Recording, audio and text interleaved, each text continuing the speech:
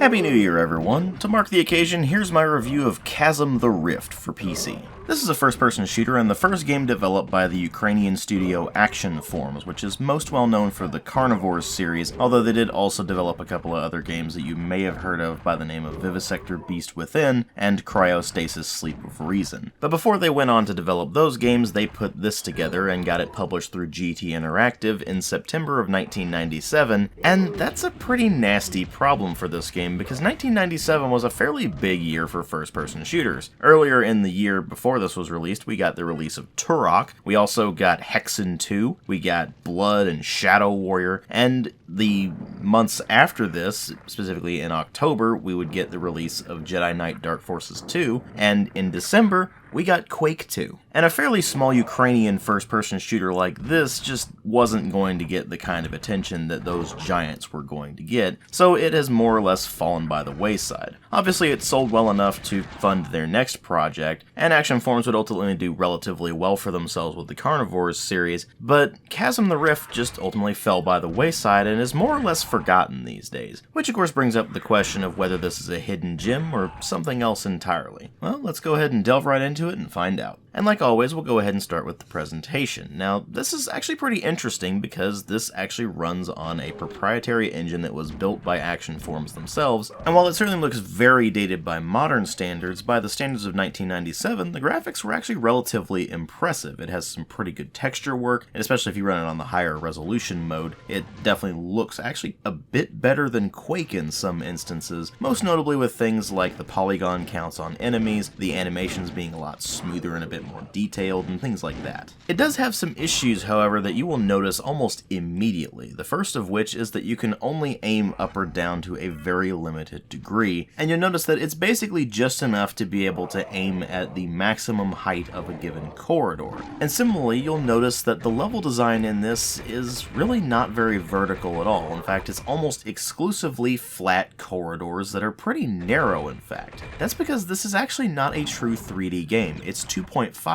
The engine does not support putting sectors on top of one another, which would be necessary to put in true verticality and make it a true 3D engine. And while 2.5D was still technically the norm for the industry between 1996 and 97, it is still very disappointing to see something like this, where they clearly have 3D rendering techniques with the way the polygons are rendered and such like that, but the actual engine is not true 3D and doesn't have any real verticality to it. It is worth noting this does cause some gameplay problems that I will explain more later on, but there's also a weird cost to this particular engine because it didn't run very well back in the day, and even if you're running it on modern hardware through DOSBox, you're going to run into some pretty nasty performance issues. And honestly, I think the best way to explain that to you is simply to show it. The vast majority of the footage you're going to be seeing in this video was recorded at the game's resolution of 320 by 200. That's the standard DOS resolution, but it does also support up to 640 by 480, which is considered the game's high resolution mode. If you run it in high resolution mode, the performance tanks to a degree where the game is basically unplayable. So you basically have two options when trying to play this thing, which are either run it in the really low resolution mode and have it just look extremely pixelated, but actually be acceptable in terms of performance, even though it does occasionally have some issues even in that mode, or you can run it in 640 by 480 and have the visuals look quite a lot better, but the frame rate is so poor that it's downright painful to try to play it. And it's a real shame because, like I said, the game actually has some fairly impressive visuals for the 1996 to 97 period, and it even includes some things like some fairly advanced dismemberment, including not simply being able to blast enemies into giblets like you would in most other first-person shooters of the time, but also actually being able to blast off their arms or their head,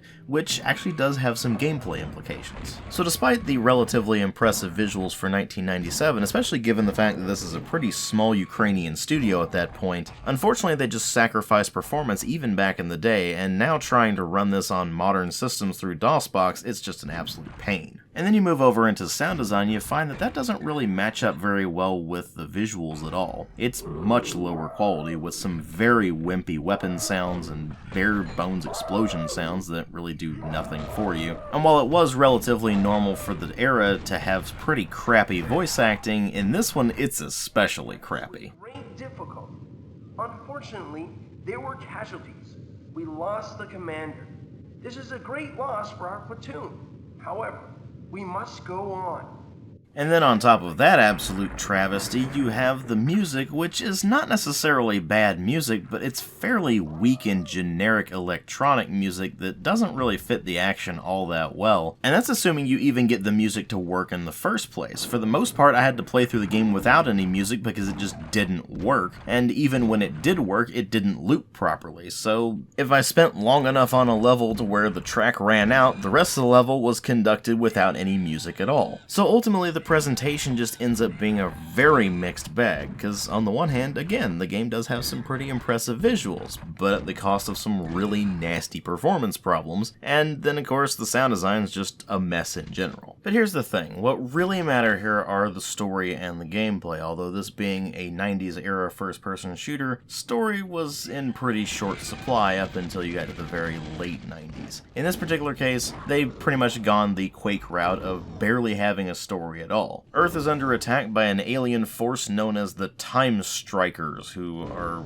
going into various points in the historical timeline and invading it somehow with their weird alien tech. And you, as some random soldier who just happened to be called into service, are the only one who can stop them. So you start off the game in the near future timeline, and then you go back to ancient Egypt, then medieval Europe, and then back into the future. Each time period can be considered more or less an episode, and each episode is comprised of 4 levels, none of which are particularly long. You're looking at maybe 5 to 15 minutes per level, and the grand total length of the game is maybe 2 or 3 hours at most. What little story the game actually has is really just presented to you in briefing cutscenes between the various episodes, which all consists of a single character standing in one place and just talking to you, although they do spice it up at the beginning by having 2 characters talk to you. Needless to say, there's not much in the way of story here, and it ultimately does fall exclusively to the gameplay to keep you going through this. So what exactly do you have on offer here? Well, like I said, this is a first-person shooter, and it is a 90s era first-person shooter, which means that it's a very straightforward affair. Like most first-person shooters of the era, the moment-to-moment gameplay is navigating a pretty labyrinthine set of levels where you're looking for switches or keys or whatever the case may be in order to unlock an area that you might have to backtrack to in order to progress. Between you and these switches, keys, what have you, are a variety of enemies that you will have to eviscerate using a variety of weapons that are provided to you in a sort of trickle as you continue through the game. And there are 4 basic enemy types you'll encounter. The enemies that run up to you and start attacking you in melee, enemies that attack you from a distance using hit scan weapons that instantly hit you and that you would consider top priority, enemies that use projectile-based weapons where you can actually dodge the projectiles if you have enough time to maneuver, and enemies that launch area effect weapons at you. The particular type of these enemies will change depending on which time period you're in. So for example, in the starting era, which is the near future or so, you're going to be going up against soldiers wielding rifles and soldiers wielding rocket launchers and such like that, and in the past time periods, for example, if you go to the medieval era, you're going up against jesters who launch saw blades at you, or large Viking warriors who run up to you and start hacking away at you with an axe. And you're given a pretty decent variety of weapons to dispatch these enemies with, starting with a rifle that does very low damage and has a slow rate of fire but has infinite ammo, and which will very quickly become replaced by the shotgun that you get in the first episode, and which will probably be one of your bread and butter weapons throughout the rest of the game, and onto a variety of other weapons like a minigun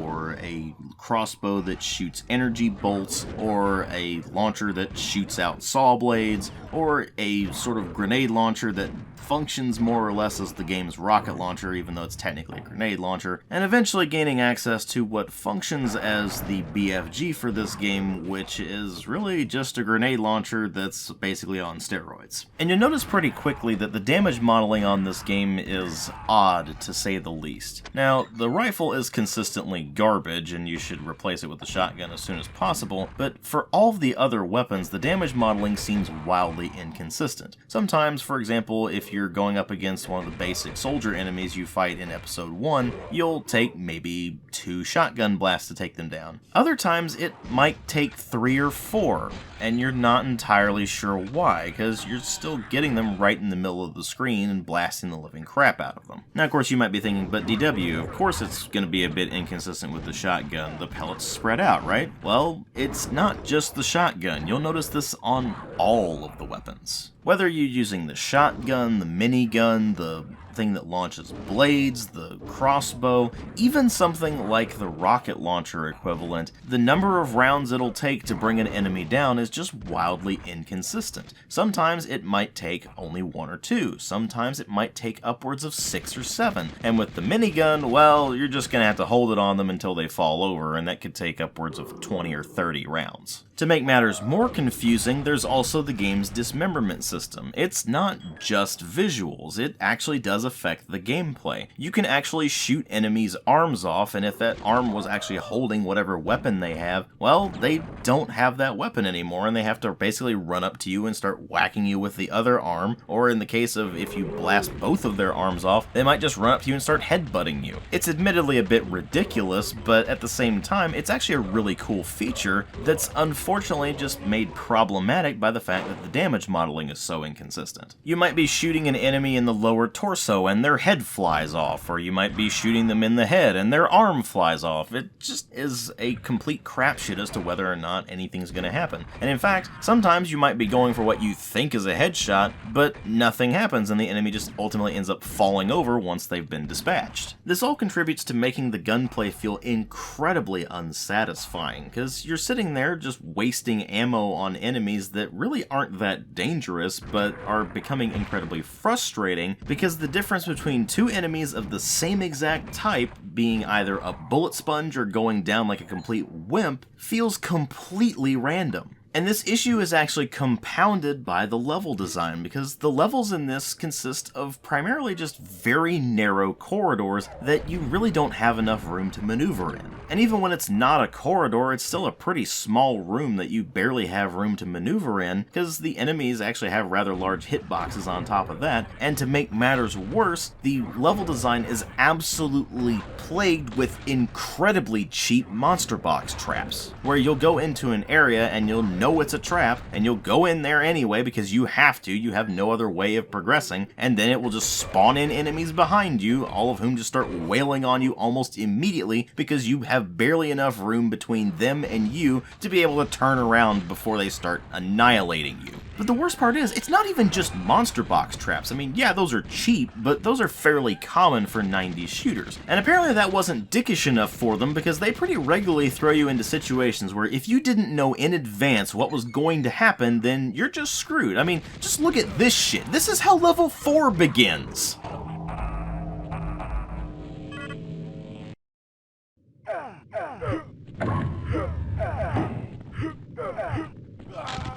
Now you may be sitting there, but DW, you just need to save frequently. I mean, that's your mantra for these kinds of games, right? Well, sure it is, but you don't expect the game to literally drop you into a pit of acid at the very beginning that will kill you in a few seconds. And as if that weren't enough, there's also several segments where you actually have to do some platforming, which on controls like this is actually a problem because the movement speed is pretty fast.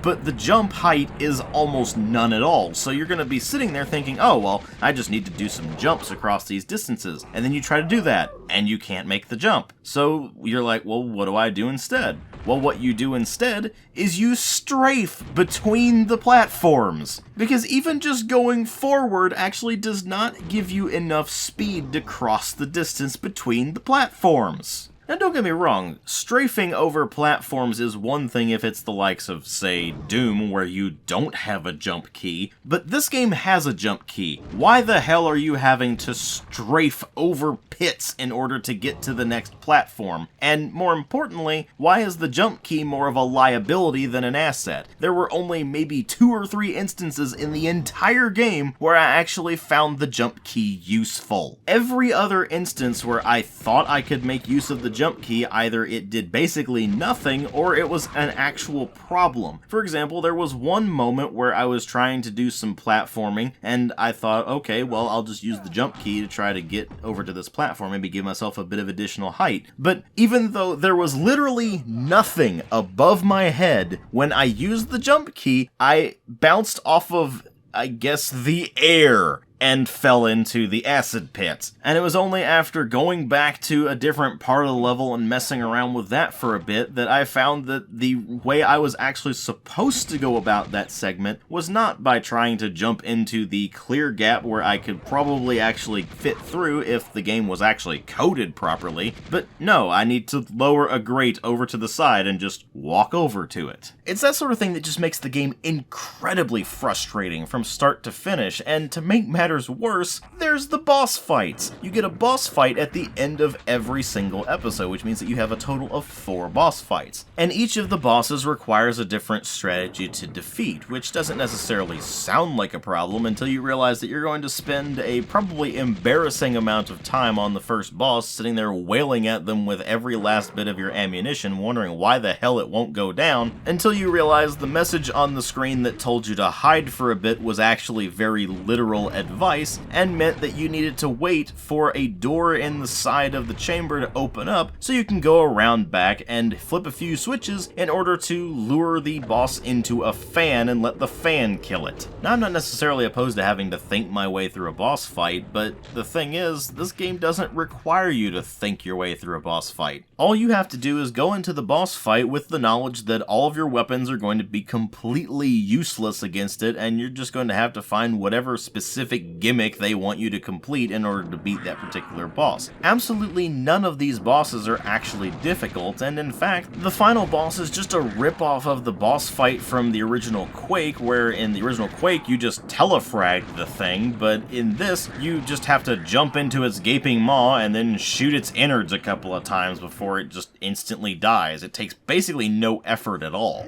And once you've managed to make your way through the incredibly frustrating single-player campaign, you're going to find that there's really nothing else for you. The game didn't launch with a multiplayer mode, and even though they introduced 3 additional levels and patches, unfortunately I've never been able to get those to work. And what you ultimately end up with here is a game that certainly looked impressive in 1997, at least for a bit, but is just an irritating mess to actually play. And considering that even getting this running properly on modern systems is a headache, it just ultimately isn't worth bothering with, even if you are an old school first-person shooter aficionado. I mean, don't get me wrong, I've definitely played worse games than this, but if you go into this expecting maybe a lower budget Quake, you're going to be sorely disappointed. And if you're not already a fan of old school first-person shooters, then there is absolutely nothing on offer here for you.